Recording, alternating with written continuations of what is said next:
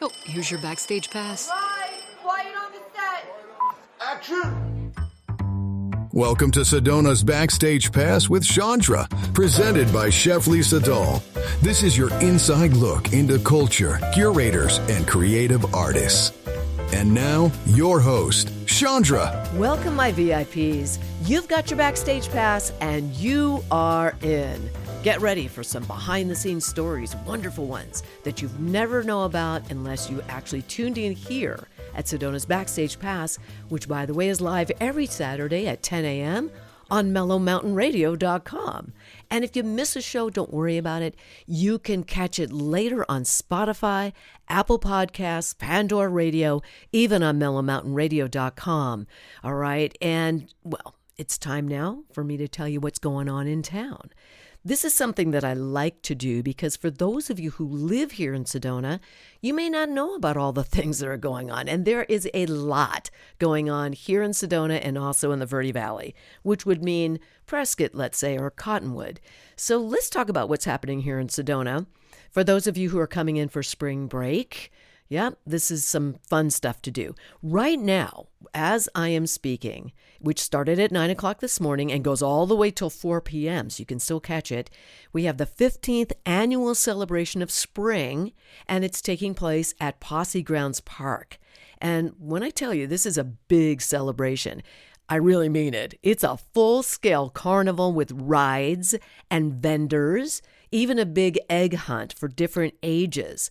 And the times are dividing up those age groups. For instance, at 10:30, which, well, if you're listening to this show, you won't be there, but 10:30, it was, it's going to be for ages 0 through 2. And then it's going to run all the way through noon. And that is when we will have the egg hunt, or they will have the egg hunt for ages 9 through 12. All right, so this is a really big fun celebration of spring, 15th annual.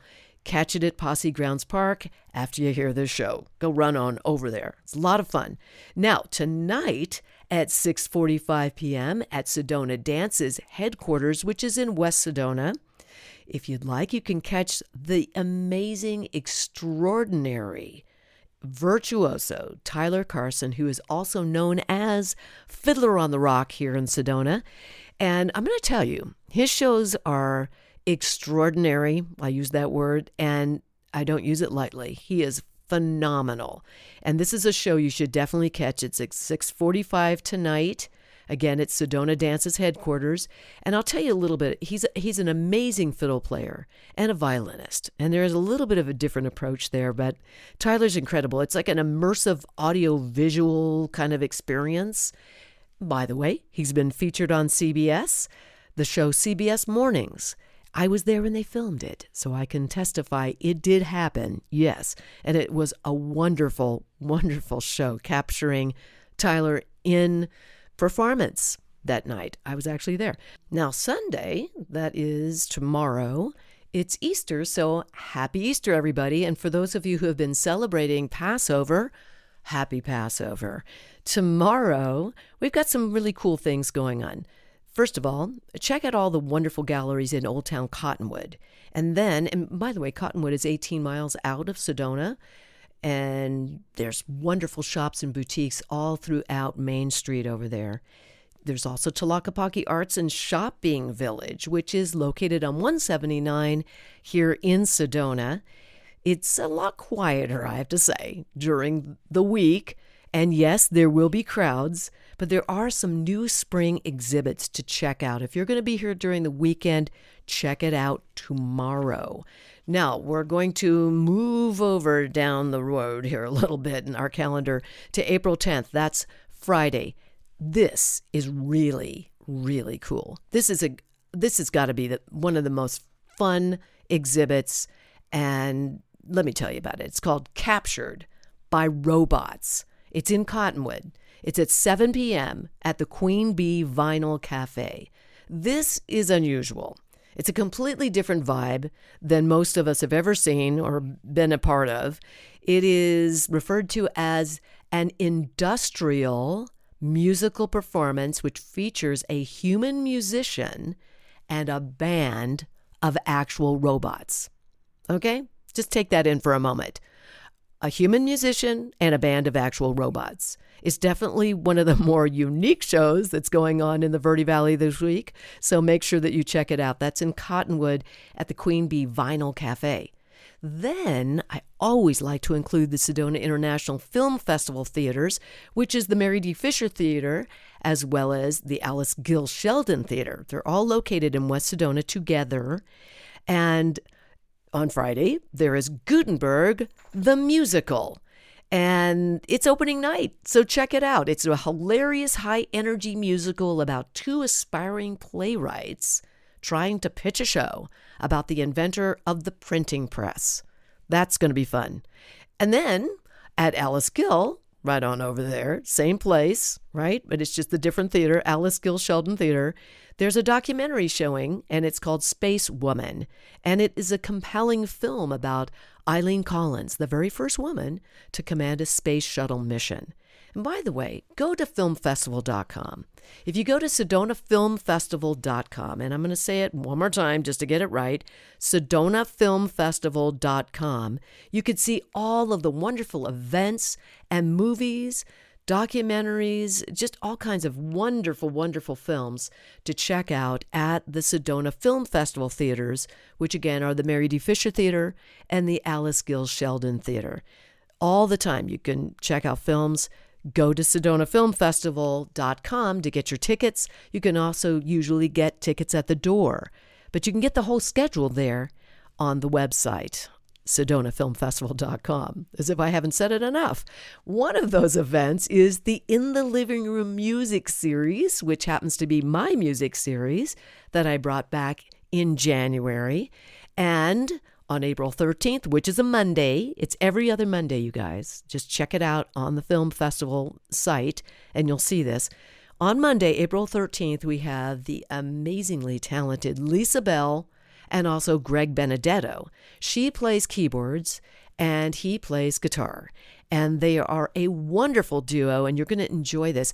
And by the way, the In the Living Room music series is unique. It's not just a concert. You as the audience get to ask questions of the artists during their concert. All right? It's not afterwards. It's during their concert. So yes, it does have the vibe of being in someone's living room, maybe even your own. In this case, it's Mary D. Fisher Theater. So that's happening on April 13th. That's a Monday at 7 p.m. You can get your tickets online at sedonafilmfestival.com or at the door. Well, right now, I have the pleasure of introducing my very first guest. I love this guy. And a lot of people in the community know him because he is a community leader. He gives back all the time, and he's running his own company, Sefton Engineering. Thank you, Luke Sefton, for being with me here in the studio. I love it. Thank you. Thank you. Well, with friends like you, it's easy to have. Thank you, Luke. It's so great. That. It's so great to have you here. You get to come once a month, and it's so much fun. Mm-hmm. And I got to tell you something. Somebody said to me just the other day, because we were at the Sedona International Film Festival. Yes. Right? You were there for the premiere of High School Detention, the musical. Fantastic. Thank you. And it was a really amazing experience, which I'll talk about much later in the show. But I just have to say, somebody said, we need to create Sefton Engineering, the musical. I was now that would be very cool. After I saw your writing and what you did with the high school musical, I'm like, she needs to do some more musicals. That was excellent. So I'm going to approach Deb on Sefton Engineering, the musical. I'm thinking to myself, who do we cast as Cherie? Who do we cast as you? I mean, I gotta really think type. You're a very tall person. Yeah. And I have to say, you're a big guy. You are. And anyway, I just thought that was great. I think Don Knotts. Don Knotts. We'd have to make a very special call for that. Yeah. He's no longer with us. That'd be like, well, that might be actually right in line with your past. Yes, it would be. Oh, my gosh. Oh, dear. So I just, we're getting to know you every time you come on. Mm-hmm. It's like getting to know you, getting to know all about you. And so I do know that you served in Desert Storm. I did. And this is like 1990, 1991. I remember it well. Yeah, all those dates kind of went together. It's like I know, right? I have to go back and look, but yes, I was there. I was with the 22nd Subcom.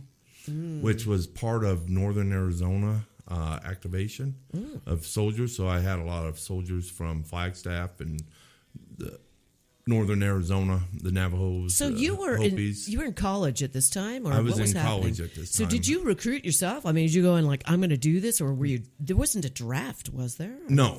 I was already in the National Guard. Oh, okay. And You'd already served. I'm been serving. Yeah. Oh, yeah. okay. And so I had a unit up in Flagstaff, and then they needed more ordnance people. So we all got activated to go over to Desert Storm. Okay. Got there shortly after the ground war.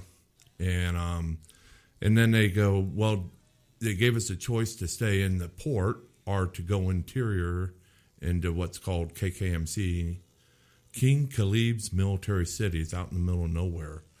And so I don't know what the rest of them were thinking about, but I thought, well, it's summer. It's hot and dry in the interior of the country. I want to go there. And it's hot. It's not just warm or hot like here. And we think it's hot here. So, yeah. And I was driving a Humvee and blew a radiator hose. Oh, my Lord. Luckily, we all had to keep water in our vehicles.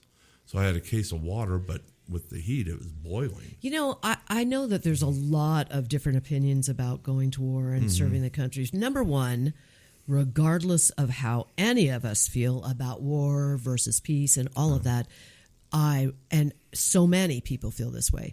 We recognize you and thank you for your service, because this is not an easy situation. Nobody wants to do this. It's not like you're gung-ho and you're going to go and, no, and it's not fun, and it's very, I want to hear about these stories. Yeah. I do know this. I have a friend who was my bass player in my bands in the 90s, okay. and later, and still working for Court TV and also Headline News, and all. That's how I got that gig, too.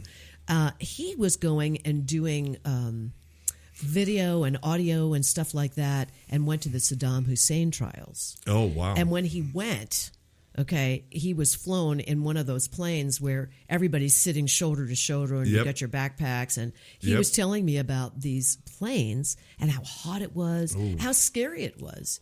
As they're staying in places, you can hear bombing and all that stuff. And this was not an easy gig for him. They paid him a lot of money, though. I'll tell you that. Shout out to Greg Yahtzee. But tell us what this is like. You had served, you were serving, but you hadn't gone to a war. I had not gone to a war. So how did you feel about going there? It was nervousness, but exciting. You know, it was kind of like what we were going to do. And, you know, it's like, okay, we're doing this. But again, you don't know. You know, of course, the following on wars with Iraq and Afghanistan had a lot more IEDs and stuff. But and you're going there for what specifically? What was your gig? They were to handle ordnance, explosives. Oh my gosh! Yeah, missiles, but storage and distribution. So but you were in danger zones, correct? We were right in the middle of it. Yeah, oh it's my like gosh. So there's like bombs going off around you. No. No. The ground war was over at that point. Oh, and so okay. it just had ended, and we were cleaning up. Oh, and okay. so in the middle of KKMC, they had huge storage of ammunition. I would go out and find grenades. Or remember the old legs pantyhose cups? Yes. And you would pull them open, and you get the little egg out. Yes, yes. Think of that as a grenade. The cup is covering the grenade. Okay. In there, and I would go find all the cups. Oh, but geez. no little egg. Yeah. So the question of the day was: were you nervous? You could have found something; it could have blown right up. Oh yeah, we always had to be very careful about where we were stepping. I had to, and there was a few times I had to go out into to identify different ordnance and stuff, and go through minefields. Oh, so Lordy. You do it. You only do it if you absolutely have to, and there's a lot of precautions that you take, and you know what to look for. You really have to, Oh gosh, I can't even. That is scary. That's so scary. Somebody could be buried, maybe, and you wouldn't know. Yeah, something could be a bomb or right. Or, I mean, it's not just a lot of about, times it's mines. Ooh. After a while I was sent to Kuwait to handle all the ammunition because they had a big problem up there, to get it all under control. And, I would get called every time they found unexploded ordnance, and I'd have to go identify it. And I was like, the show CSI came in after that. I'm like, when you walk into a room, you don't see the one little hair of evidence there. You see 100 possible explosions or whatever, trips or triggers. It's like you see a string going there, they're going, that's not right. What's it going to? Oh, dear Lord. Yeah, when you walk into a room and there's unexploded ordnance in there, it's like everything looks like something. And a lot of times I just say blow it in place. I'm not going to risk my life to move it. So when you say blow it in place, what does that mean? They blow it up. They'll take a little bit of C4 or a blasting cap, depending on what it is. I mean, but you're close enough to see it. It's odd, right? Yes. So you have to get the hell out of there, so to speak. Yeah. So then I would call the Air Force EOD in, and they would come in, and they just, if it's depending on what it was, sometimes they would move it, but a lot of times if they were worried, they would just put a little C4 on there. Everybody get out of the room and what is blow C4? it up. What is C4? Oh, I'm sorry. No, that's okay. Plastic explosives. Oh, okay. Military. It's like Play-Doh. Wow. So. Oh my gosh! And how many times did that happen that you were correct? Every day. Oh my! So when that happened, how long did it take them to you have to identify that there's something weird, and then they have to come in? How long does a procedure like that happen before they actually blow it up? It might be a day. Oh. So what happened? Well, in Kuwait, when anything happened like that, if they found earlier there was a big accident that blew up all the war reserves in Kuwait, and so all the grenades and submunitions and everything else went all over base. So they were always finding this stuff, and every time somebody would call in to report an unexploded ordnance, the sirens go off, and no matter where I'm at, I then have to go to the headquarters. They tell me what the situation is, and then I go out and I'll go, okay, that's just small arms, no big deal, So I want to ask, I want to ask you a question, because this is on everybody's minds about anxiety and about how to cope with that. And I mean, I read a while ago that if you wake up around 3 o'clock, it is your cortisol levels are supposed to be, you're supposed to be resting between 3 and 4-ish. And that is the time, if you wake up around that time, which I did last night, by the way, it means that you're not getting the rest you need for your cortisol levels to go down, and you're really anxious about something. Oh, yeah. And I was up for an hour. So that kind of tells you where I'm at, right? Because a lot's been going on. And my question to you is, how did you cope with the anxiety every day? Were you able to relax? One of the things I did, because I dealt with it was an enormous amount of stress.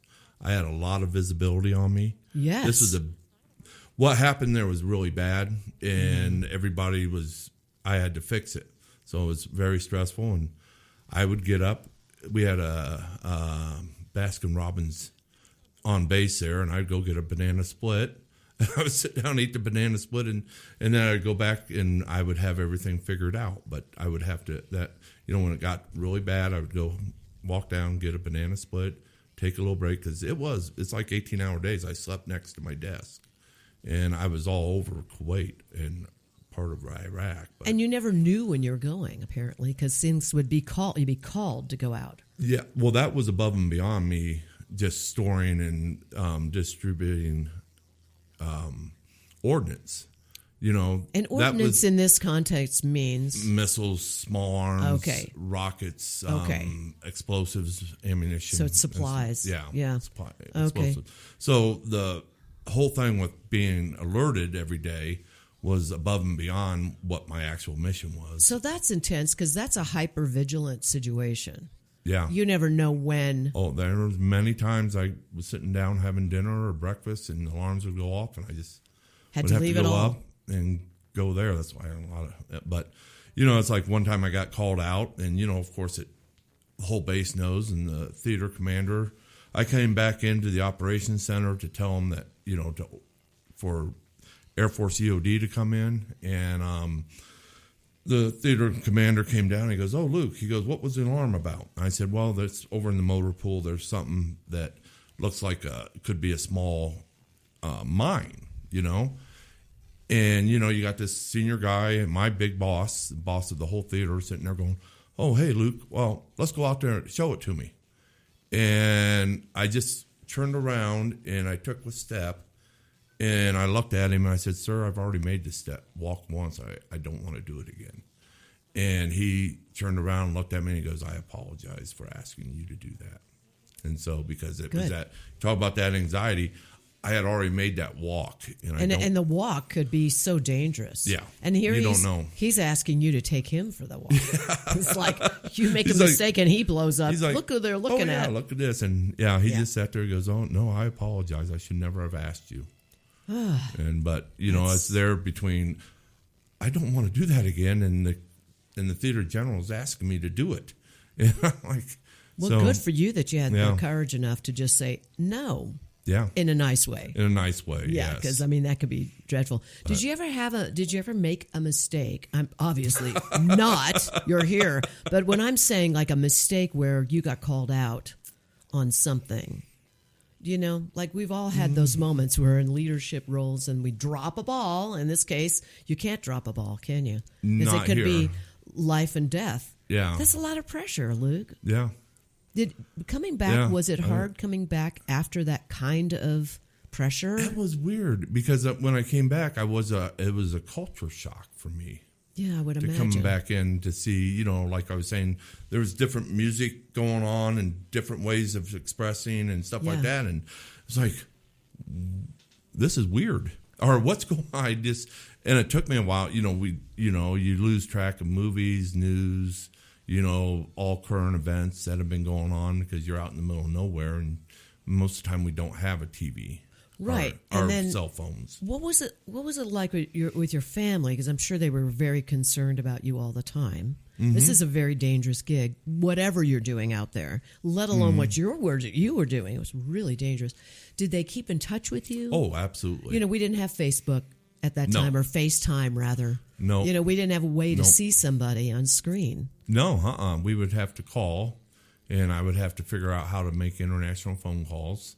Very expensive. I remember doing that on cruise ships. Yeah. You're in Mexico and I'd be calling Tom, and I was like, "Oh man, am I racking up bills?" So yeah. So from where you were, it had to be really crazy. Yeah. The one thing is they'd give us phone cards. I know. But I was all over the place. But what I'd do is I could call a military base in the United States, and I would call the Air Force base, get the officer there or the operator there, and then they would dial my parents or my friends, whoever I wanted to call. They would then dial it and switch it over.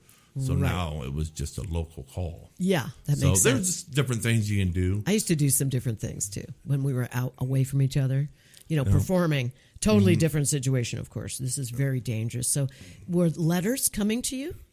Were they able to write? Yeah, I didn't get them all the time. I would have to get them I didn't get mail every day. Oh, of course I had to drive like 700 kilometers to even get resupplied for food. Which is about how many miles? Oh, about 6/10, about 500 miles, I think. 500 miles? Yeah. Come on. I should be better at math. 500 miles for mail. Yes. That's like, wow. Yeah. That's almost like how many? From here to Mexico. I was going to say that's a huge drive. And it's nothing but one road across Saudi Arabia. With no views. With no views. Just sand. Oh, just sand. Dunes. And blowing sand and dunes and they drive fast and they don't care which lane they're in. So there's actually traffic. Okay. Because you're not like just in the desert. Not a whole lot of traffic, but there is traffic. There's a lot of shipping and trucks. See, I don't think none of us here think of those things. Like we don't think that it takes 500 miles to get to a base to get your mail. Mm-hmm. That seems like it's unbelievable. Nobody's delivering it to you. if they had to, they could. But there's often I would either have to be going back for something, or they were coming here. Like they got us our Thanksgiving dinner. Now I have a 3-star Saudi general, his staff, and I'm having Thanksgiving dinner, and I kept going into the mess hall, and I'm like, something doesn't smell right, and my cooks kept saying, it's them over there, it's them over there. And I'm like, okay. And because we shared our mess hall with the Saudi base. Okay. So on one side, the Saudis cooked, on us, I okay. had my cooks. And the turkey was bad. Oh, my God. So luckily, right before they served it, I figured it out. Oh, gosh, you because saved they didn't the day. know. They just were heating stuff up, and it's like, it's bad. Oh, my Lordy. So, yeah, that was you could have been really sick. So the only thing that was still Jeez. good was the ham. Wow. And they don't eat ham. Okay. And so, wow. All right. I'm still trying to get over the 500-mile thing because that is a real trip. I'm trying to think going to Phoenix or going to Los Angeles is like 200 and something. It takes about 8 hours to get to LA from here. And it's like going there and coming back just to get your mail.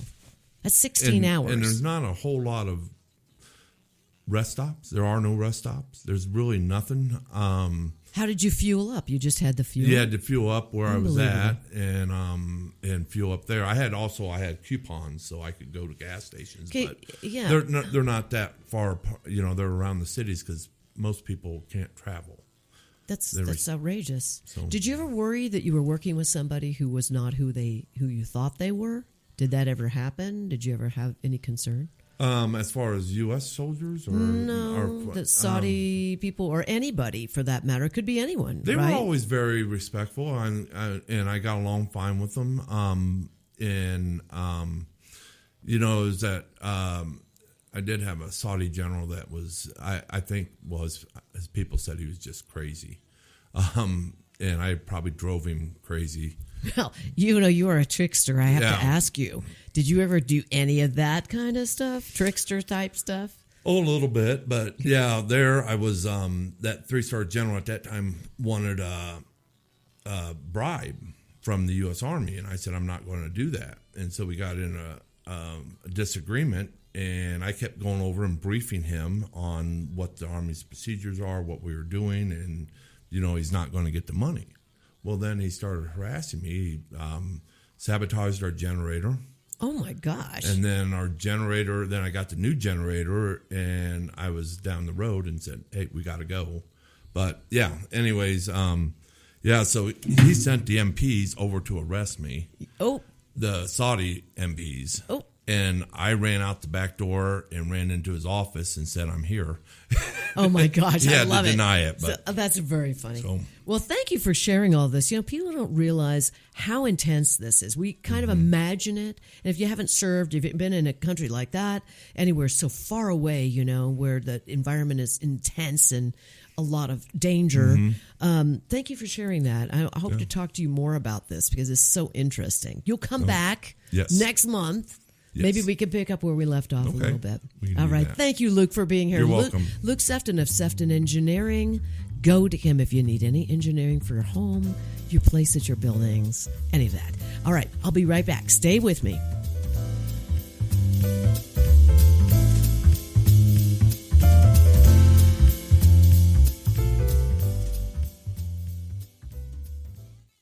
You can taste it in every bite. For over 30 years, Chef Lisa Dahl has redefined what it means to dine in Sedona, serving soulful, handcrafted cuisine inspired by love, artistry, and community. From the wood-fired kitchens of Mariposa to the couture flair of Butterfly Burger, every experience is elevated, every ingredient intentional. To learn more about Lisa Dahl and the Dahl restaurants, please visit cheflisadahl.com.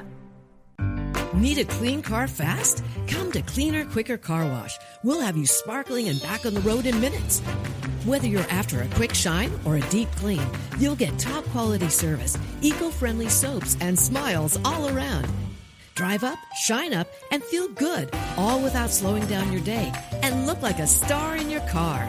Located in West Sedona on Highway 89A. For more information, visit cleanerquickercarwash.com. here's more of Backstage Pass with Shondra, brought to you by Sheftley Sedol. I have to tell you, I am so excited about my guest here, the second guest that I have on my show today. Thrilled. And we have quite a story about how we met. I just want to mention, but you know what? I'm not even going to mention how we met. We're going to explain it right now. I just want to introduce you to this wonderful individual. Her name is Dr. Lin. Actually, her name is Mei Lin. And thank you for being here, Mei. I so appreciate you being here. This is great. Thank you so much, Shondra. I'm excited for our conversation together. I know. You've got to tell everybody how we met. First of all, I will say the location was at Doe Mountain. Yes. For those of you who have been looking at my Facebook page, my friends who are listening, you probably saw that my dear friend Al Camella, whose birthday is tomorrow, happy birthday, pre-birthday, Al, we were hiking.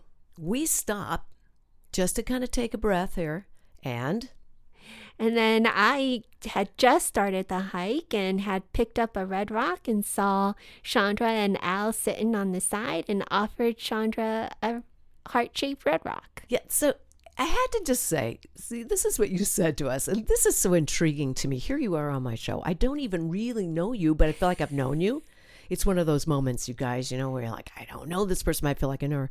So I had picked up a heart rock because I like to save these. I really enjoy. When I look down and I see a heart rock, I think I know that I'm very supported. So here I have been looking around, and I looked down, I found this heart rock. 2 minutes later, we're kind of hanging out. And Mei comes over, don't know her. She comes over and she says, and you said this, is there an entry fee? And because we're kind of blocking it, right? Blocking the way. And Al said, not really. Mei comes right over to me, opens her palm, and there's this heart rock there. And I was like, what? And so I had one, and we exchanged them. And then we started talking. Right? Mm-hmm. And what did you say? I said, so what do you do? And you said, retired brain surgeon. Okay, you don't hear that every day, you guys. Like, you just don't hear that every day. I am a retired brain surgeon. She looks like she's in college. All right. I'm like, what? Like, when did this happen? And then you trained where? I trained for my med school residency, all at Johns Hopkins. Johns Hopkins. I mean, this is like a big deal. And I'm meeting this individual on a pathway, very narrow pathway, I might add, thousands of feet up, and on Doe Mountain. Never been there before. And here is Mei, and we meet. So thank you so much for being here. Then I have to say, I coach. I had a student like a few days later come in and tell me about this woman who was a brain surgeon, and she's doing poetry and painting. And I'm like, are you kidding me? And she goes, yeah, she's Asian. And I'm like, I met her on the trail like 2 days ago. Oh my gosh. So tell us about what you're doing.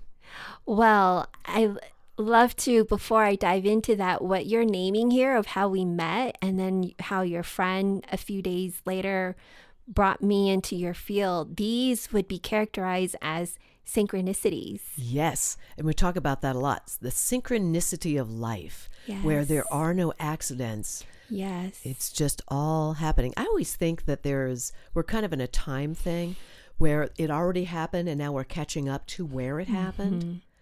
And here we are at this very moment, and you have no idea that I collect heart rocks and that I look at heart rocks mm-hmm. when I'm feeling something and I know I'm being guided. Mm-hmm. And here you are, and you open your palm and there's a heart rock. Yeah. And it's fascinating. That day I kept hearing, go to Doe Mountain. And I thought I would go earlier in the day, but I didn't. And then finally it was later in the afternoon and I kept hearing, go, go, go. So I finally went.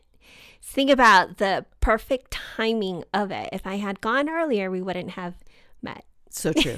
I know. Timing is everything.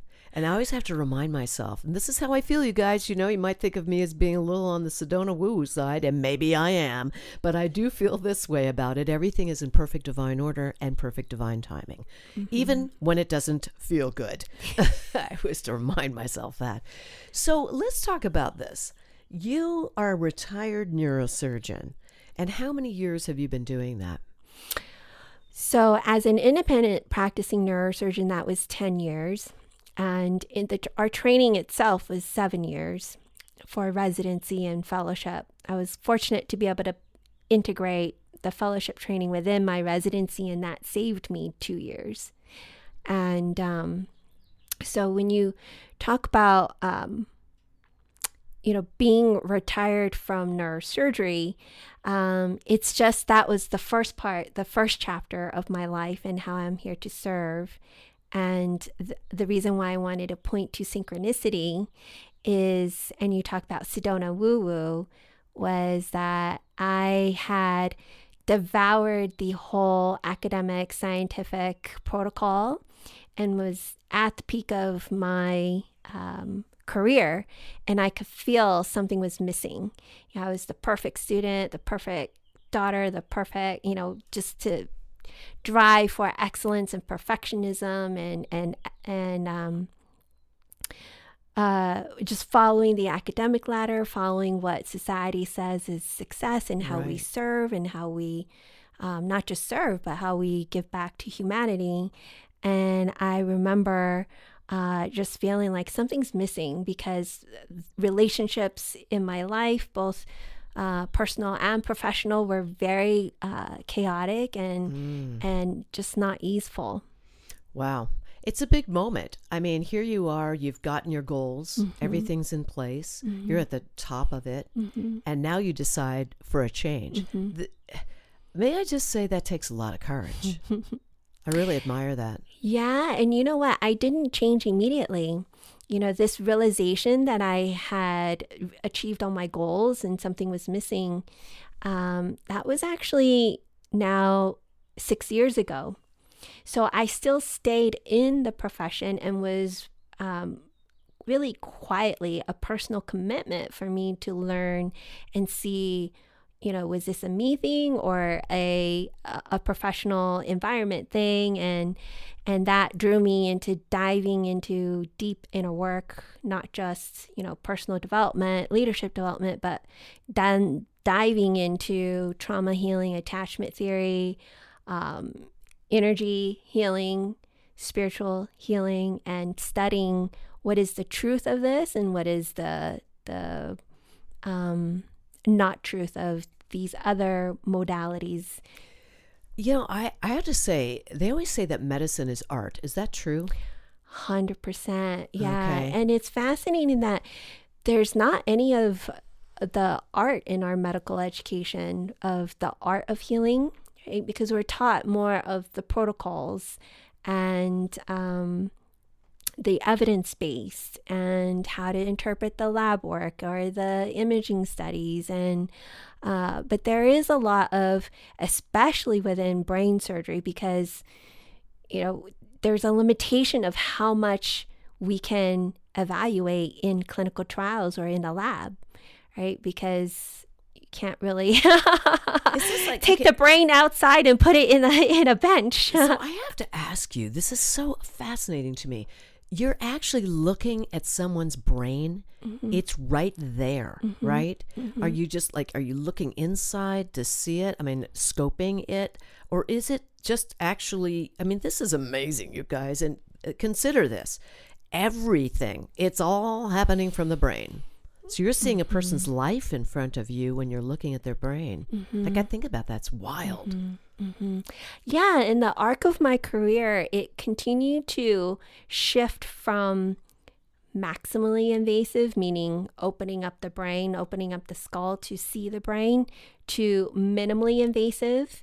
And then now in what I do, it's non-invasive. So, there's a joke or a saying with some of my colleagues when I was in practice of, if the brain was meant to be cut open, it wouldn't be enclosed in a skull. True. It's a pretty, that kind of makes sense to me, like in a big way. It's very delicate. Of course, every organ is, but I just find it fascinating. And that creativity, the creativity of where that is in people's brain, where is that? Is there an actual space in the brain, a part of the brain, where we're receiving messages of what we need to be doing, or we have the big ideas? What is that? So the field evolves and it continues to evolve. It's still in its infancy, right? Modern science is, even though it seems like it's always been here, it actually is no older than 150, 200 years at most. Wow. Right? So it's continuously being discovered and theories being debunked, and then new theories and new frameworks. And so the old thought is that it's localized to one specific part of the brain. But in reality, it's more of networks. Different parts of brain are communicating with other parts of brain. And which is why, we can resect one particular area, but then for some people, it is devastating. And for others, it's not. And so it's more about learning what the networks are, and there's a limitation of how much we actually know from science. And I like to say and teach that there are many different ways of knowing. Science is just one way of knowing, and there's, logic is one way of knowing. Being analytical is another way of knowing. Intuitive is another way of knowing. Spiritual is another way of knowing. And so to be fully human is to cultivate all these skills and faculties of knowing. Because if you only stick with one, which was a good part of most of my life up until I went seeking, I was very well trained in scientific logic, analytical, critical thinking based knowing. And it's actually looking through a narrow filtered lens. And now, since I deep dove into honing and developing skills of other ways of knowing, I have a whole orchestra way of knowing. It's a great way of putting it. I always tell my students when I'm teaching them, it's like, I'm helping them to build a tool chest, right? Because you might know one thing, but you can't hammer in a nail with a screwdriver.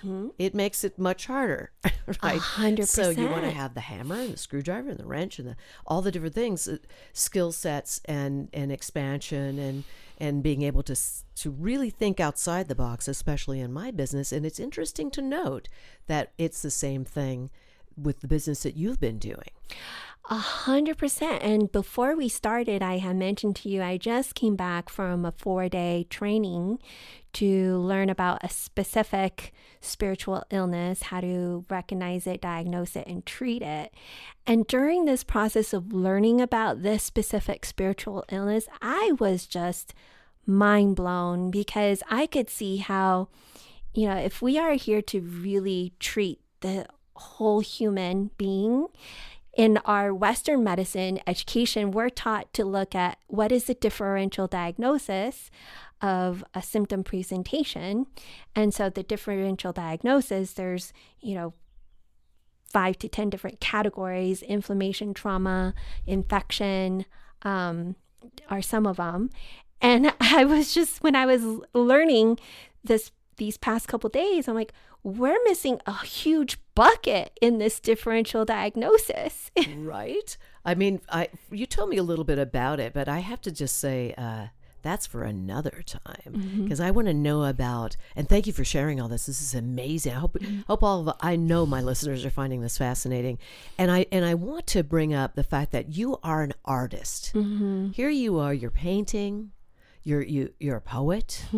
And I want to mention something that you're doing on May 1st at Tiffany Laura Designs. She has a gallery in Hillside. So for those of you coming into town, make sure you go to that gallery. It's beautiful. And Tiffany is an amazing photographer and a painter. She does sketches. She makes these gorgeous candles. I mean, she's incredible. And a really great support of all artists. And I want to say you are doing an event from 10:30 to 12:30. The first thing is you're going to do a poetry reading, which I think is brilliant.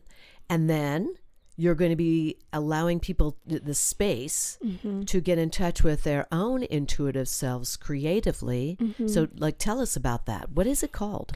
Yeah, so it's based off of my poetry journaling book called Brain Surgery for the Heart. And the cover art of this book is a blend of the heart and the brain together. How do we get that book, by the way?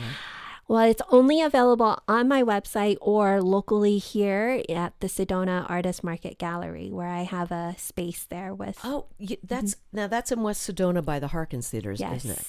Okay, Yes. good. So what was Yeah. the name of the book again? Brain Surgery for the Heart. Brain Surgery for the Heart. I'm loving this. Okay, so now tell us about what they're going to experience. Yes. So our participants were limited to 10 only. And so for the ones who arrive and are in our cohort, I will intuitively sense into what is to pick one of the poems. It's one of 13 poems to read for the group. That is what they will resonate with and needing a opening in connection with their brain heart. And then after the poetry reading, there will be journaling questions for self-reflection. And then the next part of the workshop is then they're given a template of this brain heart drawing that then they can intuitively paint this template as a way to communicate with their own subconscious in an intuitive way of what their brain heart connection is like for them. I love so this. they get their own personalized artwork. Wonderful. And they're tapping into the intuitive side of themselves. This is going to be so much fun. And you can sign up on TiffanyLordDesigns.com and you could find all the information there. Oh, this is like such good stuff. Are you excited about this? It's so different for you, isn't it? Yes. Is this the first time you've done something like this? No, actually,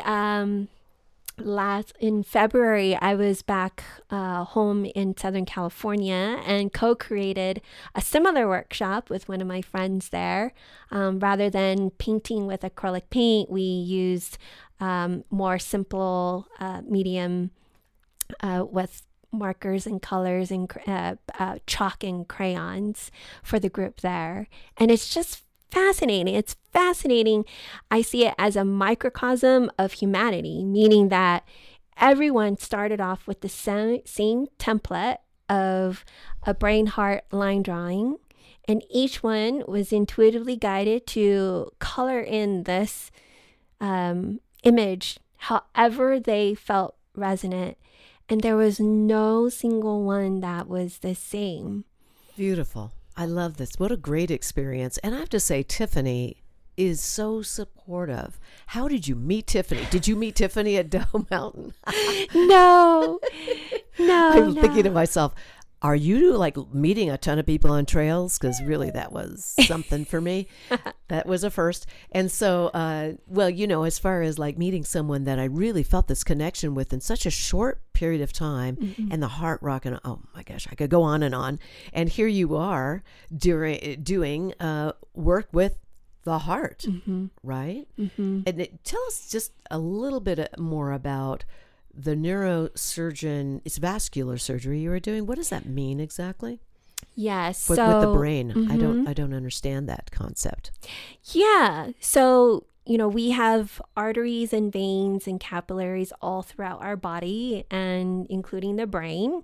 And so I focus and specialize within brain surgery, specifically blood vessel problems of the brain.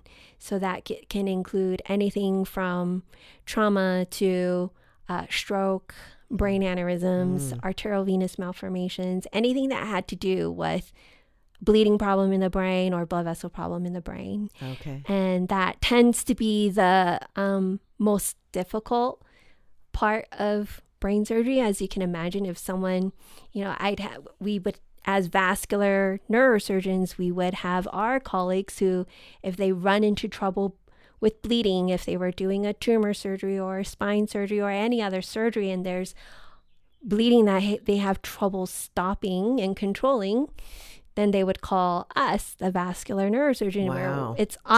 We're on the hook to stop the bleeding. Yeah. That's a pressure gig. It's already a pressure gig. Yes. This is like, okay, you're coming in like the cavalry, boom, Yeah. to save the day. Okay, so now there's some other things that I want to talk to you about. I know that you are going to be working on something with practicing medicine, so to speak, because it's a different kind of way of looking at medicine. Can you just tell us a little bit about that? Because I don't really want to sign off, but my goodness, we are almost done. Yeah. It always goes by so fast. Yeah. So just tell us a snippet of what you're working on. Yeah. So what I have found is my unique journey, both personally and professionally.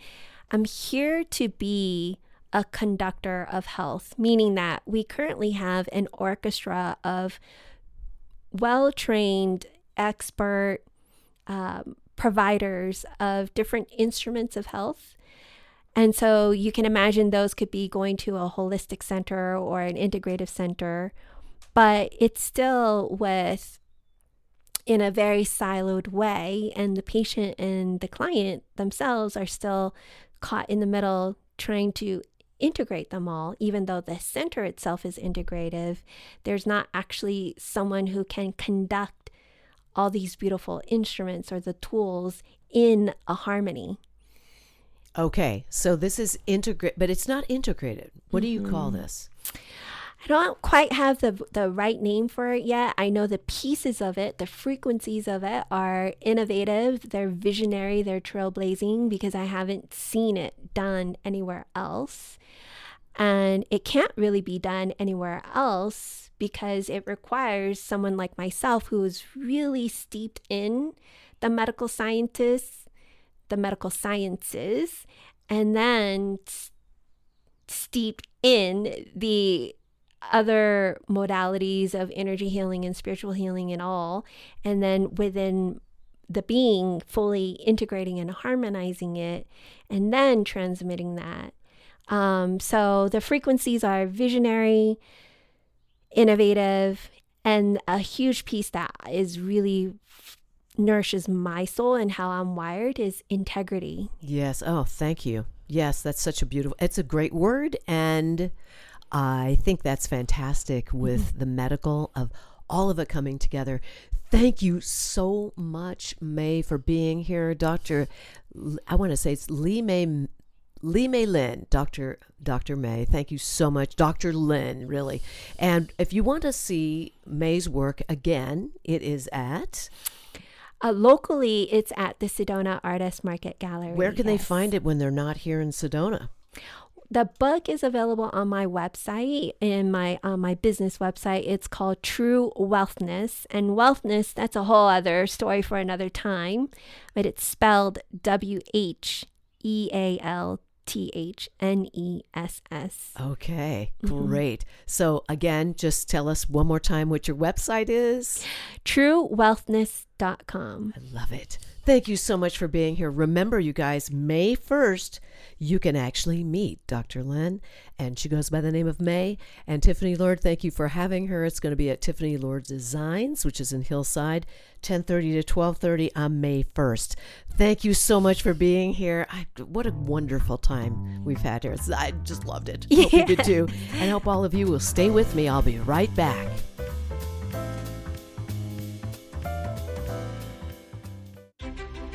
You've explored the trails, stood in awe of the red rocks. Now, discover how Sedona became Sedona. The Sedona Heritage Museum tells the story of Red Rock country, from ancient cultures to today's vibrant community. It's interactive, family-friendly, and open year-round, indoors and out. Sedona Heritage Museum, preserving and sharing the soul of Red Rock country. Plan your visit at sedonamuseum.org or call 928-282-7038. Take a deep breath, then let it go. At Sedona's New Day Spa, your escape begins the moment you arrive.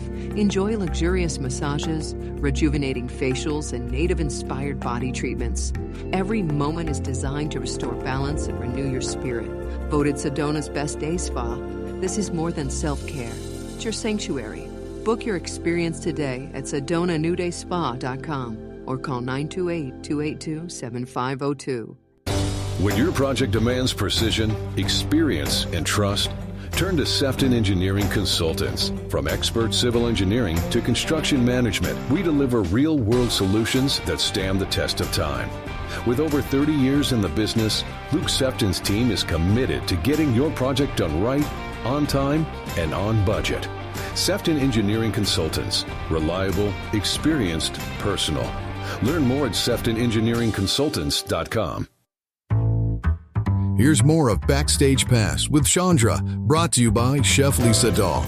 Well, I have to tell you, I absolutely loved my guests today. I always love my guests. I mean, they're terrific, right?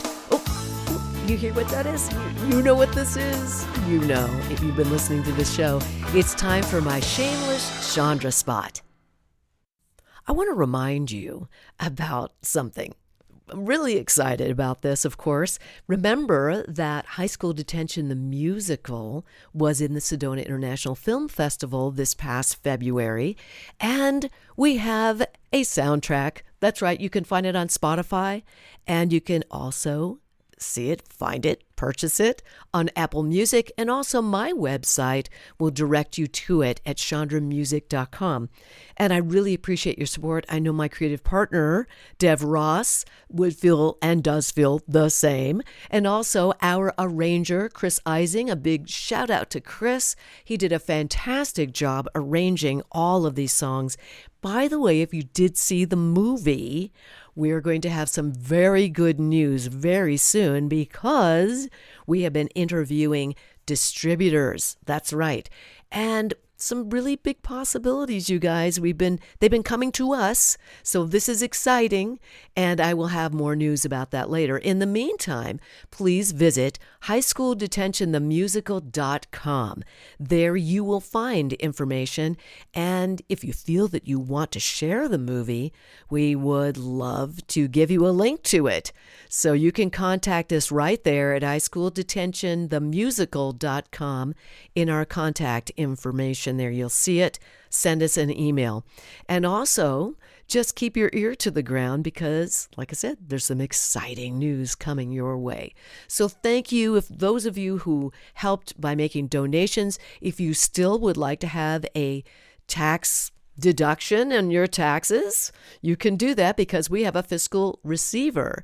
And that is the Artists Forum in New York City. Look them up, theartistforum.org. You will find them. They're fantastic. Or just go to highschooldetentionthemusical.com and you'll see under our fiscal receiver right there in the tabs, and you'll get to know them and see all the wonderful work that they are doing for artists of all kinds. So check them out. Remember, go to highschooldetentionthemusical.com. And in the meantime, go to Spotify, please, if you don't mind. Check it out, the album, High School Detention, the musical. Like, follow, add to your playlists. We'd appreciate it. And share, share, share. High School Detention, the musical soundtrack. Well, thank you for being with me again. It's always a pleasure to be doing this show, and I love my guests. And I just want to thank my sponsors because without them, I would not be able to do this show. So thank you to the Sedona Heritage Museum, Sefton Engineering, Cleaner Quicker Car Wash, Sedona New Day Spa, and my wonderful presenting sponsor, the Dahl Group, and Chef Lisa Dahl. Thank you all. You're terrific. I also want to thank my engineer, Ryan Thompson. You're terrific, Ryan. Thank you so much for all that you do to make this show sound great. And the owner of MellowMountainRadio.com, Chuck Helstein. Thanks, Chuck, so much. Well, I will be back with another episode next Saturday. Remember, 10 o'clock, Sedona's Backstage Pass. Just get your VIP pass ready, and we'll have some more wonderful interviews of some terrific people here in Sedona and the Verde Valley. In the meantime, have a wonderful week, and I'll see you then.